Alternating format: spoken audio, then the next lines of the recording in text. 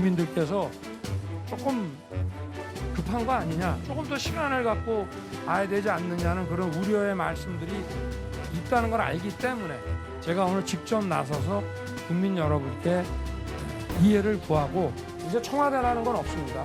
이게 대통령 집무실이 들어가는 거고요. 비상시에는 여기 밑에가 다 통로가 연결이 돼 있기 때문에 비상시에는 여기서 NSC를 바로 할 수가 있습니다.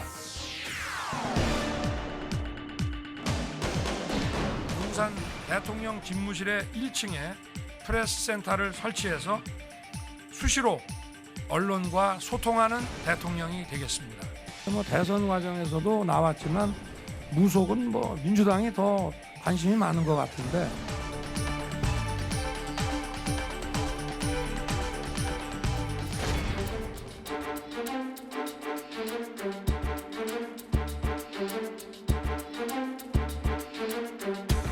제왕적 권력을 벗어난다는 취지로 이제 용산으로 이제 이전을 하겠다라고 이제 말씀을 하셨는데, 그 자체가 이제 좀 제왕적 행태의 전형이 아닌가라는 생각이, 소통을 위해서 청와대를 이전을 하겠다는 사람이 일단 이전을 둘러싼 논란에 대해서는 불통인 것이 너무 모순적이라고 느껴졌고요. 잘못된 믿음이 의식을 지배하게 된 불행이 온다는 얘기를 하고 싶어요. 이건 잘못된 믿음이에요. 안 되는 걸 강제로 하려고 그러니까 졸속이다, 그게 폭력적이다, 불통이다, 돈 들어가는 물론이고요. 온갖 얘기들이 다 나오는 거. 제가 볼 때 제일 문제는 불식을 안 했다는 겁니다. 1조가 들 이유가 어디 있습니까? 500억도 안 드는 이전 사업을 1조를 든다고 하는 게 광우병 생각이 나기도 하고, 왜 이러는지 모르겠어요. 5천원 주시면 500억 돈이 내서 쓰고 4,500억 돌려드리겠습니다.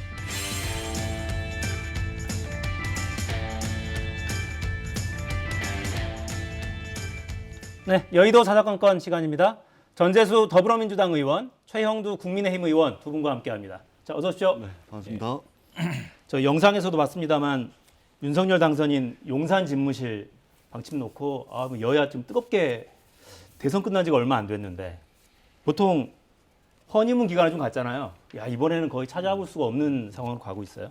일단 그 선언 좀 어떻게 보셨는지 여쭤보겠습니다. 일단 첫 번째 딱 들은 생각이, 왜 이게 대통령 집무실을 이전하는 것이 인수위원회 그리고 당선되고 취임을 앞둔 대통령의 가장 중요한 의제가 됐을까? 이게 굉장히 이제 좀 의아하죠. 사실은 저희들은 이제 코로나19 극복이라든지 또 경제와 민생, 이것이 가장 우선적인 주제가 될 줄 알았거든요. 그리고 실제 많은 국민들이, 코로나 때문에 힘들어하는 많은 국민들이 대통령 선거가 끝이 나기를 눈이 빠지게 기다리고 계시던 분들이 많습니다. 빨리 대선 끝나가지고 여야 후보 모두 공이 코로나 극복, 소상공인, 소상공인 지원, 이런 이야기들 많이 했지 않습니까? 그 다음에 경제 민생을 많이 했기 때문에 저는 이것이 당연히 인수위원회의 가장 뜨거운 주제가 될 줄 알았는데, 의외로 이게 대통령이 일하고 대통령이 잠자는 공간이 이렇게 코로나19나 경제 민생보다도 더 우선적인 주제가 되리라고는 저는 굉장히 상상을 하지 못했고, 논쟁이 되고 있는데 좀 이따 다시 또 말씀을 드리겠지만 여러 가지 좀 문제가 있는 것으로 그렇게 보여집니다. 네, 일단 의아했다라고 말씀 주셨고, 최 의원님 어떻게 보셨습니까? 빨리 이 문제를, 논란을 벗어나기 위해서 아마 저렇게 한 것 같습니다. 일종의 이제 콜럼버스의 달걀이고, 또 뭡니까, 고르디우스의 매듭이라고 그러나요? 이렇게 누군가는 끊어야 되는데, 사실은 청와대 이전 이것이야말로 문재인 대통령의 대표 공약이지 않습니까? 광화문 시대를 이겼다. 그때 문재인 대통령이 뭐라고 말씀했냐 그러면은, 조선 총독부 관저, 경무되어서 이어진 청와대는 지난 우리 역사에서 독재와 권위주의 권력의 상징이었고 제왕적 대통령 문화의 상징이었다. 이게 사실 문재인 대통령 말씀입니다. 때문에 이제 문재인 대통령이 나오시려고 이제 약속을 했는데, 아마 이런저런 이유로 지금 되고 있는 논란 때문에 그게 불가능해졌던 것 같아요. 그 과정에서 결단을 내려야 되는데, 이게 제 생각에는 아마 이걸 그럼 한 1년 정도의 시간을 주고 하면 어땠을까 싶은데, 당선인이라든가 청와대 쪽에서 보자면 그럴 경우에는 경비가 더 드는 문제가 있을 수 있겠죠. 근데 그럼 1년 또 이렇게 하다가 또 나와야 되느냐, 이런 문제 있어서 누군가는 지금 또 우리 전재수님 말씀하신 것처럼 다른 현안이 많습니다. 이 문제를 지속적으로 논란을 끌기 힘들어서 일단 매듭을 풀듯이 또 또 콜럼버스의 달걀을 세우듯이 이렇게 당선인이 결단한 것 같은데 네. 그만큼 이제는 바로 이제 지금 전재수님 말씀하셨다시피 현안에 좀 집중해야 될 것 같고요. 네. 만일 이 과정에서 끝까지 무슨 다른 새로운 문제가 나온다거나 한다면은 그때는 당선인도 그런 여론은 좀 들어야 되지 않을까 싶습니다. 네, 잠시만요. 제가 지금 속보가 들어온 모양인데 청와대에서 오늘 국가안전보장회의 NSC 회의가 있었습니다. 관련한 발표가 조금 전에 있었고 주요 내용이 지금 막 들어왔는데요. 청와대 NSC 결과는 집무실 이전 계획이 무리다. 그래서 인수위에 이 같은 의견을 우려를 전달하겠다라는 게 NSC 회의 결과입니다. 대통령 집무실 이전 계획은 현 시점에서 무리고 관련해서 인수위에 우려를 전달하겠다라는 입장이 나왔고요. 집무실 이전 관련 예비비 문제는 내일 국무회의에 상정하기 어렵다. 그러니까 예비비를 이용해서 496억이었죠. 인수위에서 이야기한 액수가 496억 원을 집행할 수 있도록 예비비를 책정해 달라라는 게 요청이었는데 이 내용은 내일 국무회의에 상정하기 어렵다. 국무회의를 통과해야 이걸 집행할 수 있습니다. 일단 어렵다는 입장을 냈고 또 국방부와 합동참모본부 합참을 갑작스럽게 이전하는 것은 안보 공백과 혼란을 초래할 우려가 있다라는 입장도 냈습니다. 또 4월에 한반도 위기가 고조되고 있기 때문에 준비 후에 이전을 추진하는 것이 순리다 이런 입장을 내놨네요. 생각보다 좀 강도 높은 입장이 나왔습니다. 무리다, 우려를 전하겠다, 준비를 좀 한 후에 추진하는 게 순리다 이런 입장이 나왔는데요. 이 입장은 어떻게 좀 받아들이시는지 여쭤보겠습니다. 그러니까 지금 민주당에서 이야기하던 그 연장선상인 것 같은데 현실적으로 저런 어려움을 이야기한다면은 그것도 당선인 정부나 인수위가 새롭게 또 기대아마 들어야 될 부분이 있을 거라 생각합니다. 그러나 그런 것들을 검토하지 않은 것도 아닐 테고요. 또 국방부 그리고 합참 이런 게 주한미군 기지 이전과 함께 또 주한미군 사령부 또 합참이라는 게 주한미군과 함께 동맹 체제로 움직이는 것이기 때문에 다 그런 걸 검토하고 나온 이야기입니다. 지금 청와대로서는 당장은 지금 현재 시스템을 굴려갔기 때문에 그런 점이 있겠지만 그러나 이거 당선인이나 인수 입장에서는 현 정부의 의견 또한 무시할 수 없기 때문에 같이 들어가야 될 텐데 중요한 것은 이제는 이제 문 대통령도 이 문제점은 다 인식하고 있는 거 아닙니까? 근데 이 광화문으로 나오려다 보니까 더 큰 문제가 또 생긴다는 것도 또 때문에 이제 못 나오고 그냥 그대로 계셨던 것이죠. 그렇다고 한다면은 이 문제도 지금 당장의 안티테제처럼 이렇게 반대할 거 아니라 어떤 방식으로 하는 게 좋겠다는 어떤 이제 당선인과의 회동에서 그런 좋은 의견을 내시면 좋을 것 같습니다. 어쨌든 청와대 이 문제는 논란이 제기된 만큼 새롭게 바꿀 시스템이 됐다는 것은 이제 그게 대선 공약이지 않았습니까? 그리고 문재인 대통령이 약속했던 것이고, 근데 현재 당장 NSC라든가 청와대가 걱정하는 게 있다면은 걱정하는 것을 같이 논의하면서 이렇게 그러면 세웠으면 좋겠다. 지금 새 당선인이 어쨌든 국민의 뜻을 받아서 하겠다는 중요한 공약인데 그것을 물러나는 대통령이 하지 마라 이야기할 수는 없는 것이죠. 그렇다면은 어떤 대안을 좀 시간표 같은 것을 만든다든가 하는 방식으로 서로 협의해 볼 수 있을 거라 생각합니다.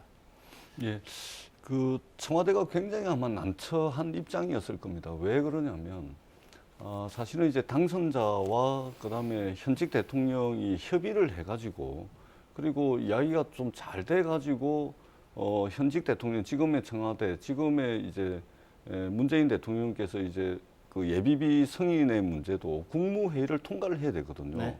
그 다음에 청와대를 5월 10일 날부터 국민에게 개방을 하겠다는 거 아닙니까? 그러면은 물리적으로 5월 9일 밤 12시까지 대통령 임기인데 그러면은 바로 5월 10일 국민들에게 개방을 하려면 청와대도 적어도 한 4월 말까지는 지금 있는 청와대를 다 빼줘야 국민들께 개방할 수 있는 준비를 할 거 아닙니까? 국민들이 그냥 10,000명, 20,000명 그냥 막 들어오는 것이 아니고 동선은 어떻게 되고 한 번 들어갈 때는 시간은 몇 시간 줄 것이고 또 한 번 들어갈 때 몇 명이 들어가고 또 청와대 관리는 누가 하고 안내할 사람 이게 필요하잖아요.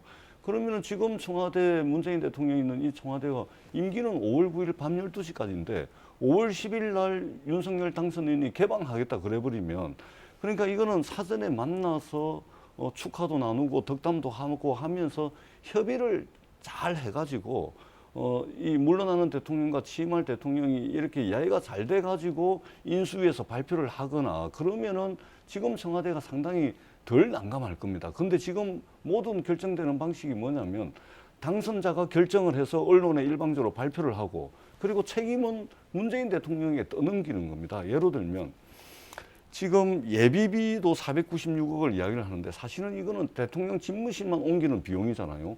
국방부는 합참은 남태령에 있는 수도방위사령부로 옮겨야 되고 이 옮기는 비용들, 그다음에 안보자산들, 여러 가지 장비들 이런 걸 옮기는 데는 비용이 지금 하나도 안 들어간 겁니다. 그러니까 이게 민주당에서 국방부에서는 5천억이 든다, 민주당에서는 1조 원이 넘게 든다는 거 아닙니까? 그런데 만약 이 예산을 잘못 쓰면 결정은 윤석열 당선인이 했는데 이 명령은 문재인 대통령이 국방부에 명령을 해야 되거든요. 왜냐하면 지금 당선자는 대통령 신분이 아니기 때문에 군 통수권자가 아닙니다. 그렇기 때문에 결정은 당선자가 하고 책임은 지금 곧 퇴임하게 될 문재인 대통령이 책임을 져야 되는 겁니다.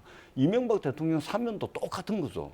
그러니까 결정은 윤석열 당선자가 사면하라 이렇게 결정을 하고 그 집행은 문재인 대통령이 해야 되는 거예요. 그렇기 때문에 이게 절차와 과정상에 굉장히 많은 문제가 있고 예비비도 인수위원회법 시행령에 보면 예비비를 신청할 수 있는 게 딱 두 가지 경우로 딱 한정되어 있습니다. 이거는 다른 해석의 여지가 없습니다. 첫 번째는 대통령 당선자의 예우를 위해서 필요한 예산. 두 번째, 인수위원회를 운영하는 예산. 그리고 세 번째, 이전에 했던 인수위원회에 비춰가지고 통상적 수준의 예비비만 신청할 수 있다라고 돼 있는 겁니다. 그런데 지금 496억에다가 지금 추가되는 비용까지 하면 이거는 법적으로 나중에 문재인 대통령이 책임을 지고 책임을 져야 될 그런 문제까지 발생할 수 있기 때문에 청와대는 굉장히 난처한 상황에서 힘들고 어려운 결정을 했다. 이렇게 생각을 합니다. 네. 김문혜 당선인 대변인도 오늘 오전 브리핑에서 합참 이전 시 신청사를 짓는 비용 1,200억 원 따로 봐야 될 것 같다. 이런 취지로 이야기를 하긴 했어요. 그러니까 기존에 발표한 내용에 들어있지 않은 부분은 분명해 보입니다. 추가 예산 소요는 더 있을 수밖에 없는 거죠, 상식적으로. 근데 그건 아마 만일 아까 윤한홍 TF 팀장도 이야기를 했지만 저희 내부에도 군 전문가들이 많습니다. 그리고 지금 한미연합사의 그 이전 문제 또 주한미군 기지가 이제 다 갔지 않습니까? 용산 기지 내가 다시 개방이 됩니다. 개방되는 문제 등등 있기 때문에 현실적으로 지금 합참이라는 우리 군 지휘 체제가 용산 내에 있을 수 있는 시간도 이미 이제 거의 끝났습니다. 이게 지금 우리가 남태령에 있는 지하 벙커에서 종합적인 작전 지휘를 할 수 있는 시스템을 가고 있기 때문에 그 시간 문제인데 그걸 좀 앞당기는 것을 마침 이번에 청와대 그를 이제 이전하는 대통령 집무실을 이전하는 문제와 맞물려서 하는 것이 예산상 또 효율적인 게 아닌가 싶은데 어쨌거나 이런 문제에서 현재 민주당이나 현재 청와대, 현재 정부가 반대한다면은 밀어붙일 방법이 없습니다. 밀어붙일 방법이 없는데 그 문제는 좀 계속 협의해보고 지금 생각보다 과대하게 좀 부풀려져 있는 부분도 있는 것 같기도 하고 또 당선인이라든가 인수위가 미처 몰랐던 부분이 있으면은 더 파괴될 부분이 있겠는데 분명한 것은 이제 청와대로부터 나와서 국민들과 가겠다. 그리고 만일 이게 지금 좋은 점이요. 과거 이게 광화문에 오더라도 그것이 그 시민의 중심이라고 보기는 어렵습니다. 그 광화문이라는 것도 경복궁 앞에 있어가지고 그 어떤 통제가 많은 곳이기 때문에 그런데 용산은 앞으로 공원이 설계되면은 정말 우리 백악관에서 보듯이 대통령 관저 앞으로 대통령 집무실 앞으로 시민들이 접근할 수 있는 그런 시스템이기 때문에 그건 뭐 시간의 문제이고 또 결단의 문제인데 일단 결단이 내려졌다는 것이고 또 문재인 대통령부터 공약으로 제시했던 청와대 이전 이런 제왕적 대통령제의 상징이라는 것을 해체하겠다는 것은 분명한 의지를 비춰졌기 때문에 당선인과 새로운 정부의 과제라고 하겠습니다. 네, 제가 이제 두 분은 사실 각 당을 대표해서 나오신 거니까 제가 좀 중립적으로 중간에 있는 이 국민 입장에서 좀 질문을 드려보면 저는 이런 질문을 하는 분들이 많더라고요, 주변에. 청와대 집무실을 그래 옮길 수 있다고 생각한다. 그리고 그 옮기는 후보지가 국방부 청사가 심지어 될 수도 있다. 그 자체가 문제라고 보진 않는다. 다만 청와대에 단 하루도 근무하면 안 되는 거냐. 그러니까 장기적인 좀 계획을 갖고 물론 군이라는 조직은 유사시를 대비하는 조직이기 때문에 만약에 국방부가 피탄되면 옮겨야죠, 당연히. 그런 준비 태세가 있어야죠. 그건 알겠는데 지금은 전시가 아니고 평시니까 오직 당선인이 가자라고 결정하면 그냥 하루아침에 이렇게 가야 하는 거냐. 장기적인 대비가 필요한 거 아니냐. 이런 지적은 어떻게 보십니까? 그게 이제 만일 진짜 그렇다면은 그 시간이 좀 조정이 될 수 있겠죠. 그런데 지금 당선인도 이야기했지만 일단 들어가고 나면은 나오기 힘든 것이 그리고 이제 또 경호 업무, 국가안보 업무 이런 게 해가지고 우리가 언제 한번 여기 있은 적이 있었습니까? 이 이동하는 시기에 하는 것이 옳다는 게 당선인 판단 같은데 지금 예상치 못한 여러 문제가 있다거나 한다면 또 새로운 타임 프레임 시간표를 짜야 된다고 한다면은 그건 또 그런 어떤 여지가 아예 없는 건 아니겠죠. 그러나 이제 분명한 의지 들어가면 한번 들어가고 나니까 못 나오더라. 아니 문재인 대통령도 그 약속을 어기려고 그래서 그랬겠습니까? 막상 들어가 보니 그 다음부터는 또 경호처가 나서고 또 뭐 해서 어렵습니다. 실제로 이제 그 어려운 이유는 뭐냐니까 광화문으로 가면 더 어렵다는 것이 아마 이번에 검토가 나온 것 같아요. 우리는 광화문 청사 1층을 쓰고 대통령은 심지어 좀 걸어다니기도 하면 어떠냐 생각했더니 그래 될 경우에 광화문 전체가 어떤 그 통신 무슨 장비가 제한을 받는 지역이 되고 뭐 그런 또 저런 문제가 있다고 합니다. 그런 새로운 문제 때문에 아마 아예 나오지를 못했던 것 같아요. 그렇다면은 다시 들어가서 계속 5년을 살 것이냐 이런 문제 때문에 일단은 분명한 방침을 밝혔다는 데 의미가 있다고 봅니다. 만일 그런 심각한 문제라든가 뜻밖의 이런 상황이 생길 경우에 그건 좀 탄력적으로 검토해야 될 거 아닌가 싶습니다. 근데 또 반대로 당선인이 직접 기자회견을 통해서 가겠습니다. 이런 장점이 있습니다. 이렇게 공식적으로 선포한 마당에 물러서기가 또 쉽겠나 그런 생각이 들기도 해요. 그러니까 우리 앵커님 말씀대로 이게 언론에서 표현은 저는 이 언론의 표현이 조금 좀 아쉽다는 생각이 드는데 이게 청와대 집무실을 옮긴다 이렇게 표현하잖아요. 근데 정확하게 말씀을 드리면 청와대 집무실이 아니고 국가 컨트롤 타워를 통으로 옮기는 겁니다. 단순히 그냥 대통령 집무실이 아닌 거죠. 거기에는 대통령 집무실과 연계되어 있는 다양한 조직과 말하자면 뭐 장비도 있고 많이 있습니다. 그러니까 청와대 집무실이 아니고 국가 컨트롤 타워를 옮기는 것이고 그다음에 국방부가 합참으로 가고 합참이 남태령에 있는 수도방위사령부로 옮기고 그다음에 국방부 예하의 직할 부대를 여기저기 막 찢어가지고 여기로 가고 저기로 가고 지금은 어디 철거될 예정인 건물에 또 들어간다 그러더라고요. 3년 있으면 철거를 해야 되는데 그래가지고 물도 끊기고 수도도 다 끊긴 그 건물에 지금 또 들어가라 뭐 이런다는데 그러니까 뭐냐면 이거는 단순한 국방부가 아니고 이거는 국가 말하자면 안보 지휘소입니다. 국가 안보 컨트롤 타워를 옮기는 거고 청와대 집무실은 국가 말하자면 이 최고의 의사결정을 하는 컨트롤 타워를 옮기는 문제이기 때문에 단 하루도 청와대에 들어가지를 못하겠다. 정말 이해가 안 됩니다. 이게 좀 예를 들면 이번에 이 청와대를 옮기게 되면 30년을 쓰게 될지 50년을 쓰게 될지 100년을 쓰게 될지 모릅니다. 더더구나 1조 원 가까이 예산을 들여가지고 윤석열 당선자 대통령이 5년만 쓰고 나오기에는 너무나 많은 예산이 들어가는 거 아닙니까? 그러니까 30년 대계, 50년 대계, 100년 대계를 내다보고 그다음에 그 안에 군무원들, 군인들 다 지금 난리가 난 거 아닙니까? 국민들도 지금 이거를 왜 이렇게 급박하게 이렇게 하냐.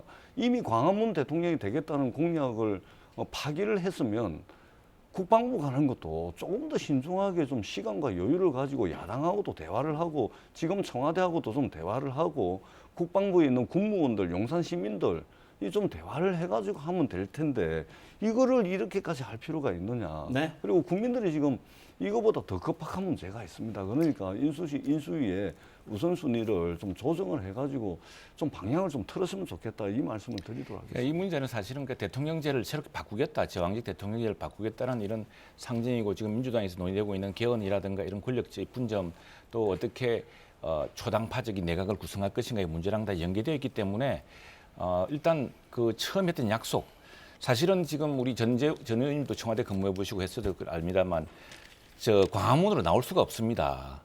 완전히 새로운 대안을 마련해야 된다는 것이 이번에 결론 내린 거예요. 왜냐하면 대통령이 움직이기만 해도 통신 다 차단하고 그렇죠. 이렇게 하죠. 그리고 이제 광화문 나오더라도 NSC 그 지하 그 상황실을 옮길 수가 없거든요. 그러면 또 대통령이 또 그때는 가야 됩니다.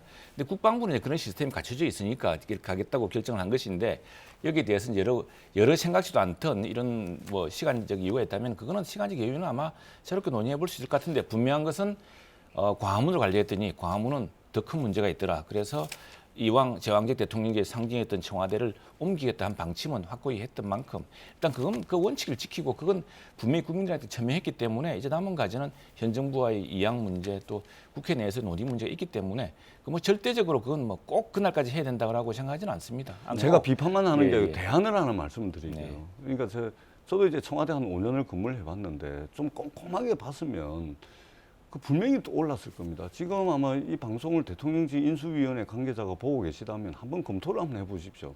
제가 그냥 야당의 입장에서 드리는 것이 아니고 정말로 이거는 국가 컨트롤 타워를 옮기는 문제입니다. 지금 현재 청와대 경내에 여민관이 여기 있고 헬기장이 여기 있고 춘추관이 여기 있거든요.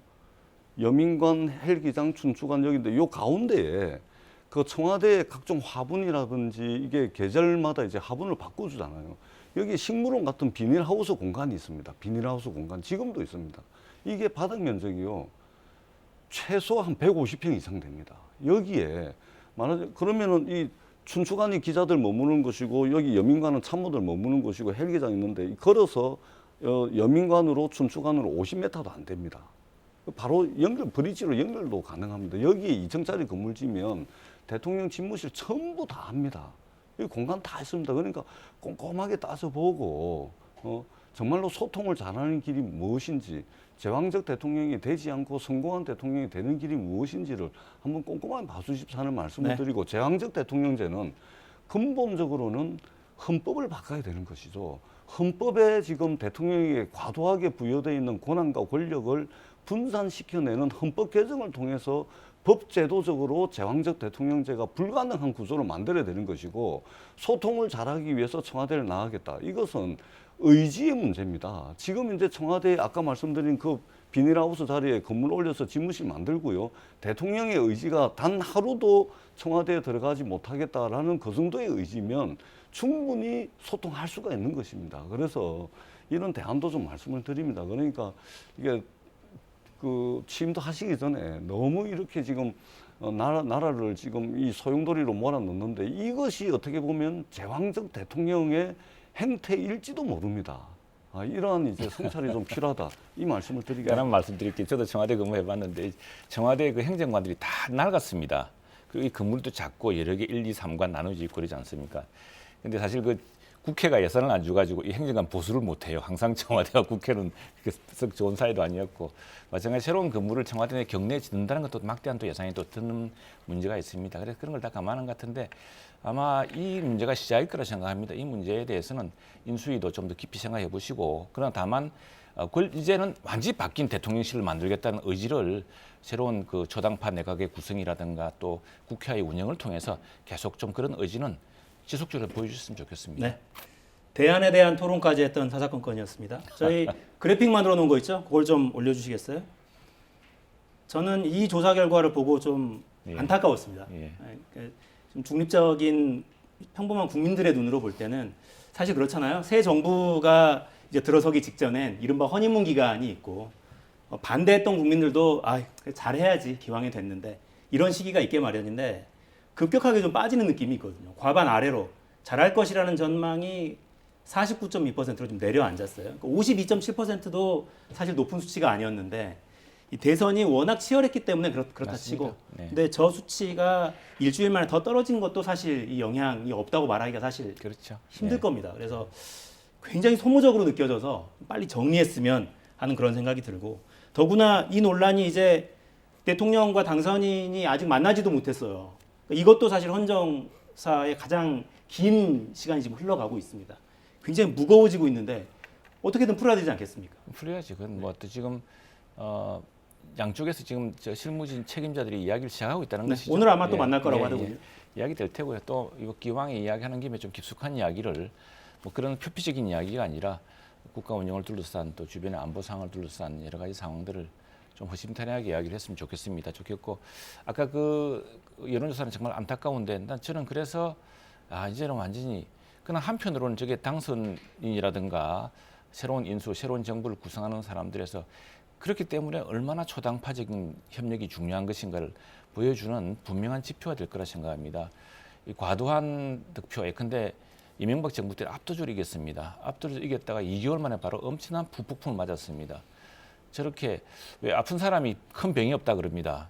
조금씩 여론의 질타를 받아가면서 늘 경각심을 잃지 않고 저걸 보면서 지금 이렇게 갈라진 사실상 정신적 내전 상태라고 그러지 않습니까? 이 상황을 어떻게 수습할 것인가를 부단히 노력하고 이런 그 각오의 맹성의 계기로 있어야 되는데 지금 아마 앞으로 대통령 선거가 이런 식으로 대풀이된다면 더 나빠질 겁니다. 이런 어떤 허니문 기간도 없을 뿐 아니라요. 저렇게 철저히 갈라졌던 대선이 그대로 지금 열흘째 지속되고 있는 것이기 때문에 그 수습하는 게 상당한 시간이 걸릴 거라 생각합니다. 저는 최영두 의원님께서 이제 초당파적 협력을 말씀을 하셨는데 굉장히 중요합니다. 예를 들면 민주당 입장에서는 선거에 졌잖아요. 그러면 패자는 유구무원입니다. 입이 있어도 말수를 줄여야 되고 그리고 가능하면은 이제 정권 출범하기 전까지 이제 협력하고 왜냐면은 졌기 때문에 그 바로 뭐 비판을 할 수도 없는 입장입니다. 그래서 저희들도 예상을 하기는 윤석열 당선자가 코로나19라든지 50조, 뭐 100조 이야기도 했고 또 경제 민생 이런 말씀으로 인수위원회 50일을 한 2달 정도를 코로나 경제 민생 이 말씀만 하실 줄 알았거든요. 그다음에 산불, 그다음에 물가가 너무 많이 오르고 있잖아요. 이런 이야기만 할 줄 알았는데 아니 느닷없이 이게 대통령이 일하는 것과 대통령 잠자는 것이 이게 지금 이렇게 되다 보니까 이게 민주당도 사실은 이제 코로나 민생을 이야기하면 박수 쳐드리고 그다음에 국회에서 뒷받침하고 사실은 그럴 준비를 하고 있었고 그래야 되는데 이게 느닷없이 예산이 어마어마하게 들어가고 지금 소통도 안 되고 일방적으로 밀어붙이고 이렇게 가다 보니까 이게 지금 소위 말해서 있어야 될 허니문 기간도 없어지게 되는 그래서 한 번쯤은 이 초당파적 협력이 어떻게 가능한 건지 사실 이 집무실 이전 문제를 가지고서도 민주당과 한번 협의를 하고 머리를 좀 맞대보고 양해를 좀 구하고 이런 절차와 과정을 거쳤더라면 과연 이렇게까지 됐을까 이런 이제 아쉬움이 있다는 것이죠. 네. 그건 이제 문재인 대통령이 하시던 꿈을 갖다 이어받으려고 하다 했는데 당연히 이해해 줄 줄 알았죠. 그런 점이 문 있으니까. 대통령이 국방부로 가려고 하진 않았습니까? 그러니까 안 간 이유를 우리가 알게 된 거죠. 네. 그렇구나. 그렇다면 새로운 대안을 하자. 그런데 문 대통령은 한번 이제 그 약속을 이행 못했지 않습니까? 그러나 이제 이 새로운 당선인은 약속을 몇 번씩이나 했습니다. 지난번 약속 못 이행한 것이 그것은 그냥 그렇다 치더라도 이번까지 그러면 그 얼마나 그 새로운 정부의 신뢰가 떨어지겠습니까? 그러니까 근데 이게 최영두님 계속 문재인 대통령께서 광화문 대통령이 되겠다 그래가지고 그 공약을 지키기 위해서 청와대에 입주하시고 난 뒤에 1년 6개월을 검토를 했습니다. 1년 6개월 검토 결과가 첫 번째 경호 문제 때문에 안 된다. 두 번째 예산이 너무 많이 든다. 세 번째 국민 불편을 초래한다. 그래서 1년 6개월 동안 검토를 해가지고 국민들께 사과를 드리고 공약을 지키지 못해서 죄송합니다 하고 공약을 거둬들인 겁니다. 1년 6개월 동안 검토를 한 겁니다. 그런데 광화문 대통령 되겠다고 윤석열 당선자께서 이야기하고 난 뒤에 단 3, 4일 만에 검토해보니까 안 된다. 그럼 공약 파기한 겁니다. 그런데 국방부로 가겠다는 이 결정을 또 3, 4일 만에 해버립니다. 네, 정확히는 닷새만이었어요. 닷새. 예. 네. 그러니까 1년 6개월을 검토를 해가지고 숙성을 시켜서 결론을 냈는데 이게 5일 만에 그것도 국가안보 컨트롤 타워를 이게 말이 되겠습니까 이게. 그러니까 네. 정말 아쉽다는 말씀을 드리도록 하겠습니다. 그 점을 충분히 검토를 했기 때문에 차차 이해할 기회가 있을 거고 끝내 현 정부가 반대하고 민주당이 이렇게 반대한다면 그걸 강행하기 어렵겠죠. 그런데 네. 대한 국민적 동의를 구하는 또 이야기를 또 계속 해야 될 것 같고 이제 그야말로 지금 우리 전 의원님 말씀하시듯이 지금 이제 코로나 이 문제는 일단 그렇게 결론을 내렸습니다. 당선의 강력한 의지를 보여준 것이고 그렇다면은 지금부터는 더 시급한 코로나 이 추경 문제라든가 이런 것들에 좀 집중해야 될 것 같습니다. 네. 현 정부가 반대한다면 이게 아니라 군에서도 예산이 얼마나 드는지 어떤 우려가 있는지 이게 NSC에서 이 정도 회의를 했으면 아마 구체적인 자료를 놓고 토론을 했을 것 같은데 NSC에서는 구체적인 자료를 놓고 인수위에도 좀 공유하고 그래서 정말 우려가 크다면 미루거나 이제 방침을 포기할 수도 있는 거고요. 그런 좀 합리적인 토론이 이루어졌으면 좋겠다는 생각이 듭니다. 그러니까 현재까지는 인수위에서는 496억 이야기만 하고 있고 민주당에서는 최대 1조까지 이야기하고 있어서 이 간극도 너무 크고요. 그래서 합리적인 토론이 좀 진행됐으면 좋겠다. 제가 좀 말씀을 조금만 더 드려도 될까요? 예. 왜냐하면 짧게요. 496억이 예비비인데 윤석열 대통령께서 직접 지휘봉을 잡고서 말씀을 하셨는데 그렇게 말씀을 하시면 안 돼요. 그거는 대통령 집무실만 옮기는 비용이고 대통령 집무실 옮겨감으로 인해서 필연적으로 연쇄 이동을 하지 않습니까? 더더구나 국방부와 합참 청산에 4,000명의 군인, 장병, 군무원까지 살고 있는데 이 3월 말까지 방을 빼랍니다. 3월 말까지. 그래서 4월 말까지 리모델링을 하라 그럽니다. 5월 말까지 5월 달에 입주를 하겠다 그럽니다. 그다음에 예비비를 이렇게 하는데 이거를 사실은 문재인 대통령이 할 수가 없습니다. 왜냐하면 인수위법과 인수위법 시행령에 예비비를 신청할 수 있는 법적 근거들이 전부 다 정해져 있는데 네. 이거는 불가능한 겁니다. 그러니까 문재인 대통령 보고 불법을 저질러라라고 이야기를 하고 있는 겁니다. 그래서 이거는 문재인 정부가 반대한 것이 아니고요. 이거는 법적 권한도 없는 당선자가 사실은 현 대통령에게 불법을 저지를 것을 강요하고 있는 것이기 때문에 굉장히 어렵고 힘든 결정을 청와대가 했다. 이 말씀을 제가 다시 한번 드리도록 하겠습니다. 네. 제왕적 대통령제에서 벗어나겠다. 구중궁궐에 갇혀 있지 않겠다. 이 당선인의 의지는 선의로 아마 모든 국민들이 이해할 것 같고요. 합리적인 안을 찾았으면 좋겠습니다.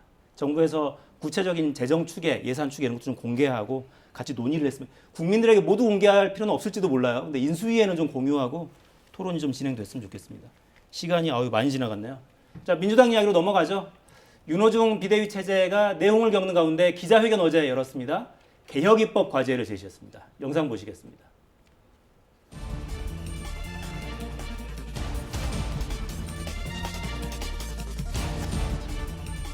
민주당 최고의 혁신은 책임 정치의 실현입니다. 국민과 약속을 지키는 것이 그 출발입니다. 문재인 정부 임기가 아직 50여일 남아 있습니다. 주요 입법 과제들과 여야 공통 공약들을 처리하기에 충분한 시간입니다.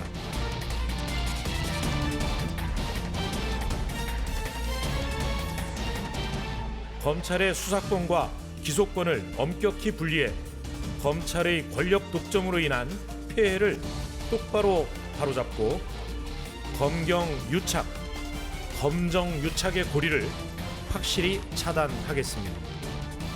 국민 통합과 국민의 알 권리 보장, 그리고 언론의 독립성 등을 위해서도 언론 개혁이 시급히 필요합니다.